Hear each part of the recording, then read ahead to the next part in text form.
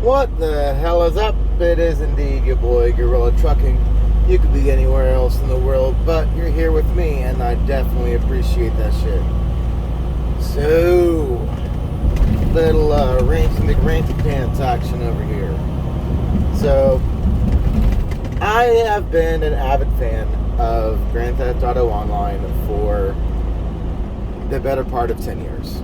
I've been playing consistently, I think 7 or 8 years at this point. I haven't been playing since launch on the PS3. But yeah, when I got my Xbox One console used off of eBay that came with a copy of Grand Theft Auto 5, I think that was back in like 2015 or so. Anyway, I've been playing consistently since then and have grown and evolved with the game, and it has definitely been a great source of joy and relaxation and fun for me, and a great source of frustration and rage bait for show. Anyone who has spent any amount of time playing Grand Theft Auto Online in a free mode lobby can certainly understand what I'm putting down. Now, years ago, it was, pretty tricky, to get some steady, meaningful progress. The game definitely is not intuitive for new players, and it's very overwhelming. And it's kind of set up that way by design because they want you to spend money on shark cards. Make it so you get so frustrated that you can't get that cool flashy new car, or that stuff that costs a lot of money in the game to be able to get, and it's hard to earn the money just by playing the game if you don't know what you're doing, so they want you to spend money on it. It's microtransactions, and it's not something that Rockstar Games or Take-Two Interactive invented. It's been pretty much just the state of it with microtransactions for a while. We largely have companies like Electronic Arts to thank for that. But unlike literally any other online game that is available to play on consoles, literally any of them, one, GTA Online is the closest thing that we have to a persistent, massively multiplayer online game in a similar vein of World of Warcraft. Now, years ago, I used to play WoW, and I had a lot of fun. Like, I had a Night Elf Druid and an Orc and some other fun stuff. The content was great, and it was a lot of fun. But at the time, finances being what they were, being a dad, working, and having a wife and 3 kids, I couldn't really justify at the time spending $15 a month just to play one video game on a computer. Like, that just wasn't something that was ultimately sustainable, so I had to let it go. And I haven't played WoW in years since. Now, if they come out with something similar on console, that'd be great. And maybe that'll happen with the new Activision Blizzard acquisition from Microsoft, and we'll get something at least in the greater WoW universe. But I digress. GTA Online gave me that similar kind of,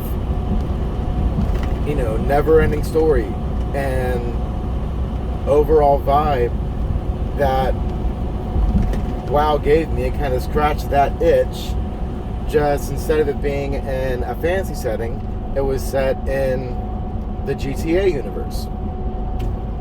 And this game constantly grew and evolved, and with each DLC, it just got better and better and better.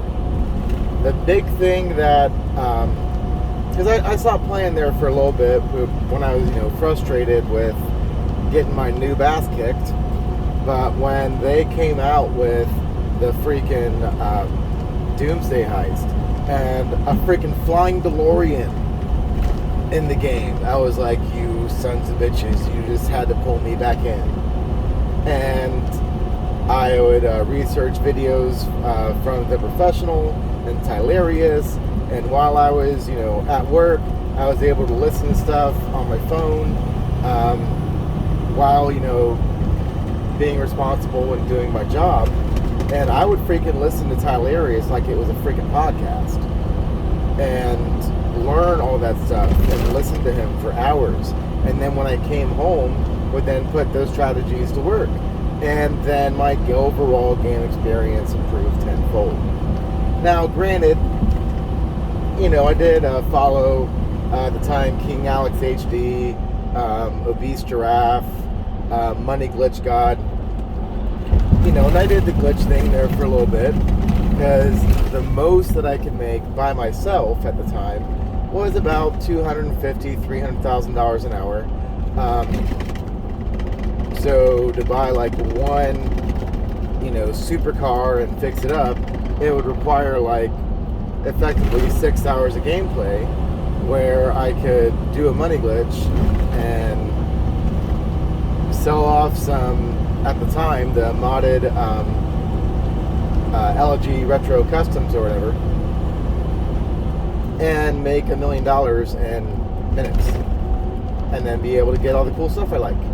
And I did that for a while, but I still grinded, and then the game got kind of boring for me because there wasn't any real challenge anymore. So I would go back to my grinding and had more fun grinding for that next vehicle or that next car project I was wanting to do.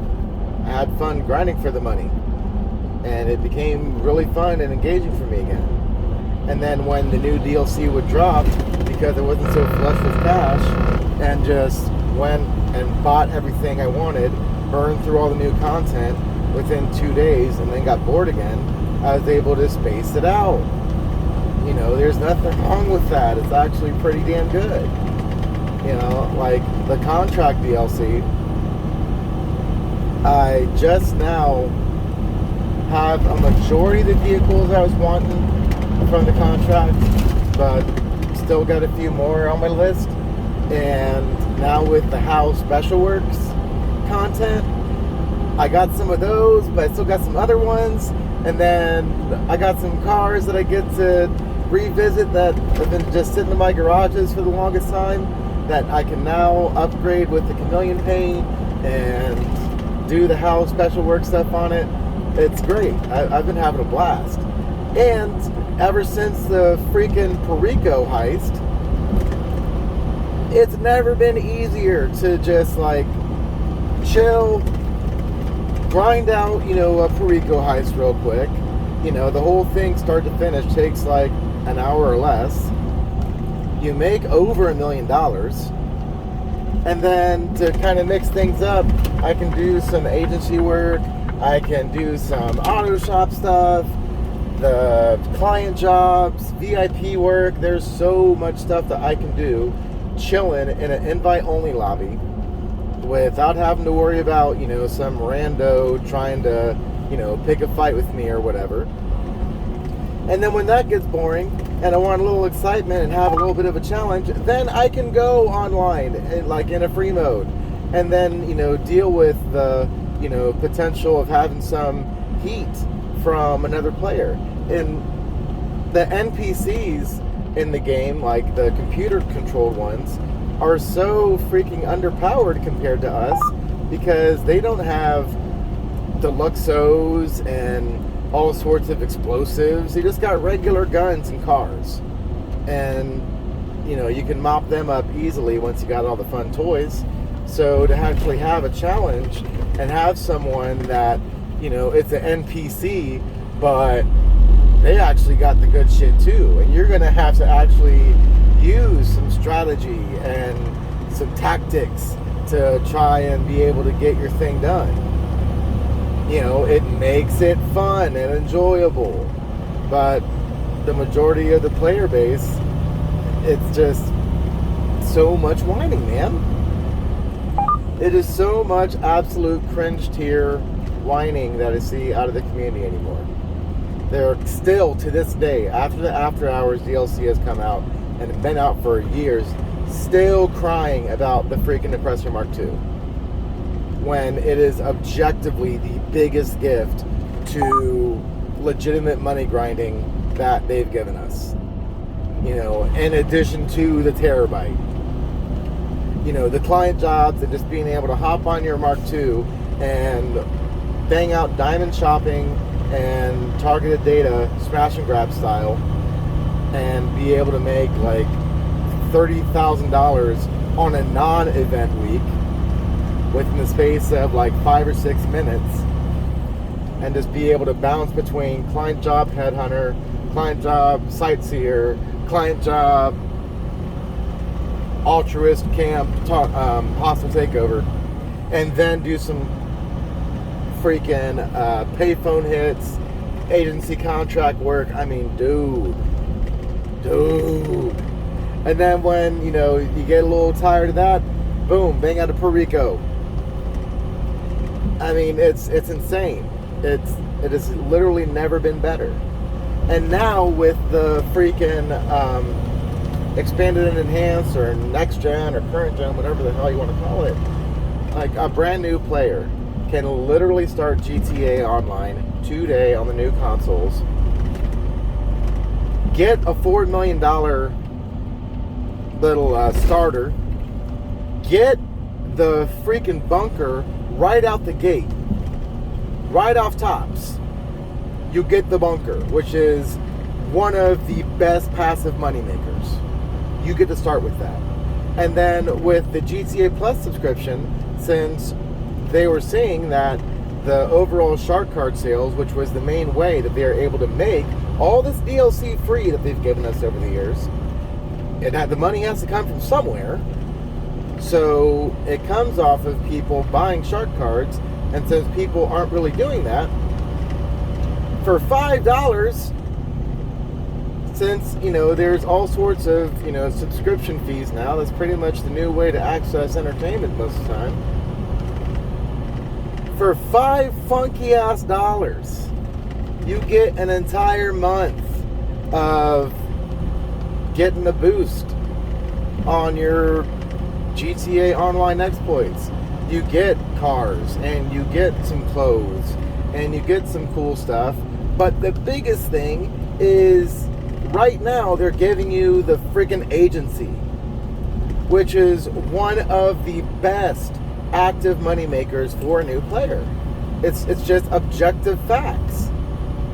A new player with the agency can literally, in an invite-only lobby where no one can mess with them, run the entire Dr. Dre VIP contract, which that content is absolutely fire. You're running with Franklin Clinton from Story Mode, and you're running with freaking Dr. Dre, and hearing exclusive, never before heard outside of Grand Theft Auto music, and the cutscenes are fire. It is absolutely amazing, and it's like really, really fun. And you know, it's a bit of a time sink. I think all in all, it takes like maybe an hour and a half to do everything start to finish on the VIP contract.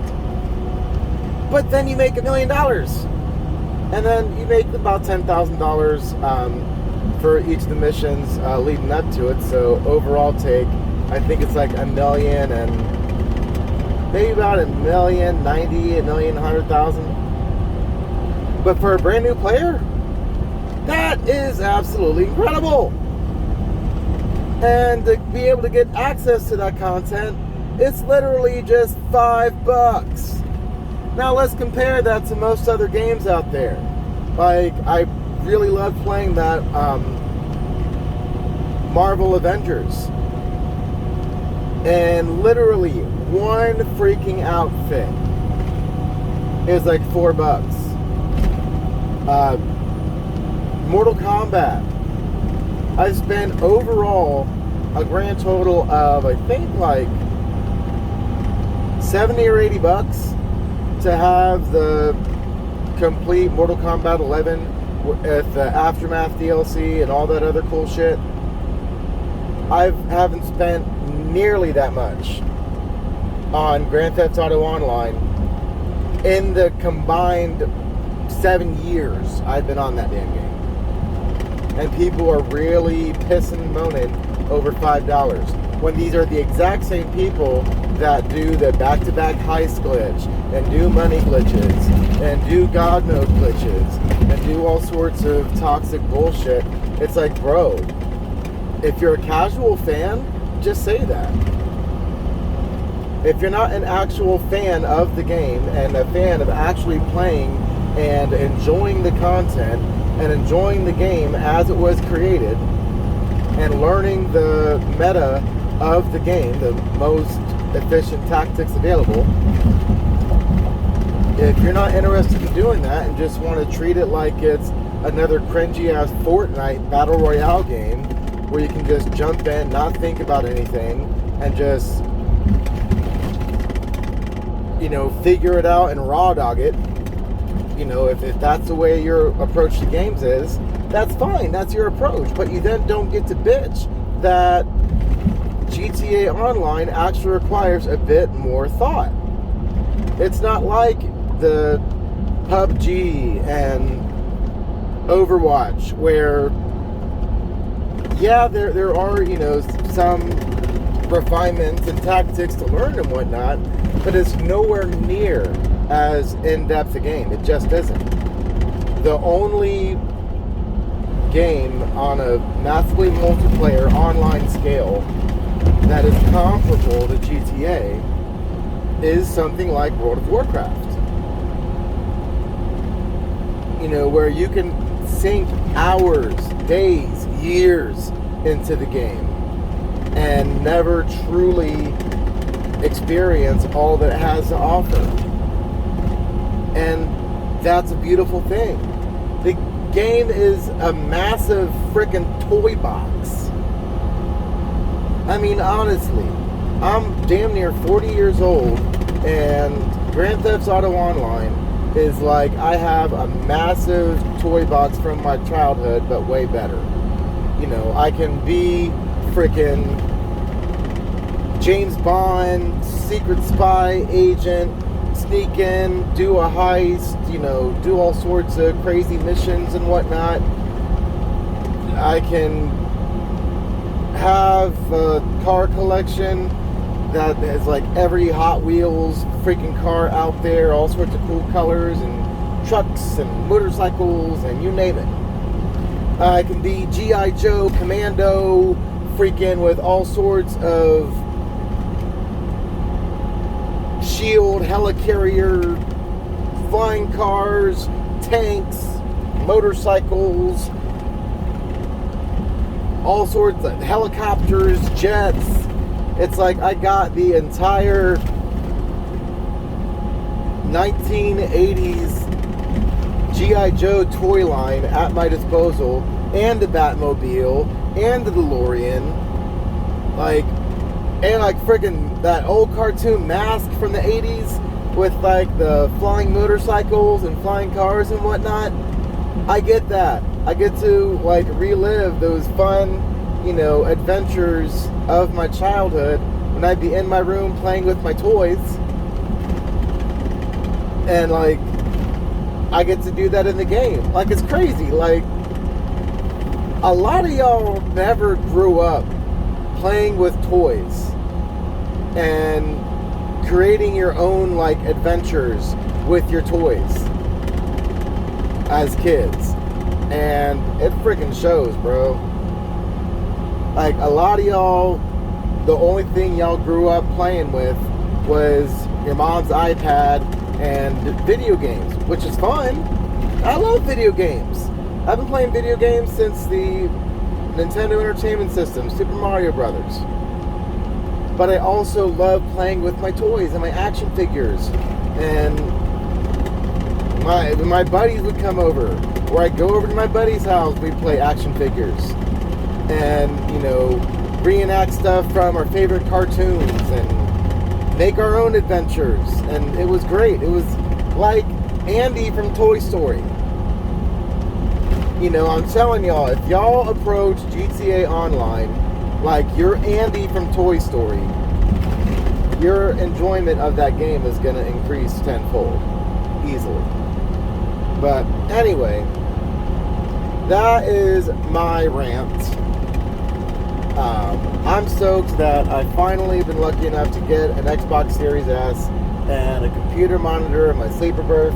So when I'm shut down and I got free time, I can turn on the mobile hotspot on my phone and chill in my sleeper berth and enjoy the hell out of Grand Theft Auto Online, which is one of my favorite ways to relax and unwind. It's fantastic, and it really frustrates me when I hear people have such idiotic criticisms of it. The game isn't perfect. Like, there's some stuff they need to improve. Like the whole way that Bad Sport works, and how every time you go in, you're in there double the time. I'm literally, just for doing PvP stuff with vehicles that they give you, I'm stuck in Bad Sport for another freaking year and have to play with people who just stay in jets all day, which is, I got the heavy sniper rifle with explosive rounds. I can clip them. It's not that big of a deal, but it's all the people running around in God mode. I don't mind doing a little, PvP free mode battle and stuff. That could be fun. But when they're just constantly killing you back to back, and you can't kill them because they're cheating and have the invincibility glitch, that's shitty. That shouldn't be like that. I wasn't doing that. I was giving people a fair fight. But because it blew up too many vehicles, now I'm stuck with these losers for a year. And it really wouldn't be too bad if you weren't stuck with that stupid dunce cap. It's like, look, man, if y'all aren't going to do anything to allow us to be able to appeal the decision of Bad Sport, or be able to do something, pay money. I would gladly pay $20 to reduce my sentence, not even completely get out of Bad Sport. Let me take a few months off that. No problem. They won't do that. At least remove the damn dunce cap. We already know we're stuck here, where it's labeled on our profile that we're Bad Sports. We can only play with other Bad Sports. It's not like you need to differentiate between who the good sport players are and the Bad Sport players are just by sight. Maybe for the first week or first few months, wear the dunce cap. But constantly you wear the dunce cap, now you can't you're literally locked from being able to access other content. You can't wear hats, you can't wear masks, you can't wear helmets because you got the dunce cap. And even if you get on a motorcycle and it automatically puts on a helmet and you got it on for a little bit, eventually it just reverts right back off you again, and now you're stuck with that stupid looking wizard cap on your head. That is something that I would like to see people talk about and want Rockstar to improve. The fact that with jets and the Oppressor Mark II, if you're on foot, or really on ground in general, there's really not a whole lot of ground-to-air defense, but there's so much air-to-ground offense. You got helicopters, you got jets, you got all sorts of flying vehicles that can rain down, explosives on you. And you don't really have a way of being able to match that. Even with the Chernobog, it has piss poor armor and is extremely difficult to, legit defend yourself, using it as a solo player. The lock-on of the missiles in general are not on par with the lock-on of the Oppressor Mark II and all the flying vehicles, like the Ruiner 2000, Vigilante, and all them guys. And like, if you had a man-portable freaking Mark II, then that would go a long way. Or, the minigun. Give us a minigun with this lower rate of fire, but shoots explosive rounds. That way, when you got someone jet strafing, you can bring the heat back to them. That would be cool. Balance it. That's the kind of stuff that I would be absolutely on board with supporting if people had those kind of critiques. But they don't. They want to whine and cry about stupid shit. And then meanwhile, the stuff that could actually improve the game for everybody, they don't talk about. So since they don't talk about it, Rockstar isn't going to be inclined to fix it. It's freaking dumb. But yeah. So there goes my rant. If for some odd reason you listen to this whole thing, God bless you. You got the patience of a freaking saint. But y'all stay easy out there. Keep that shiny side up and the greasy side down.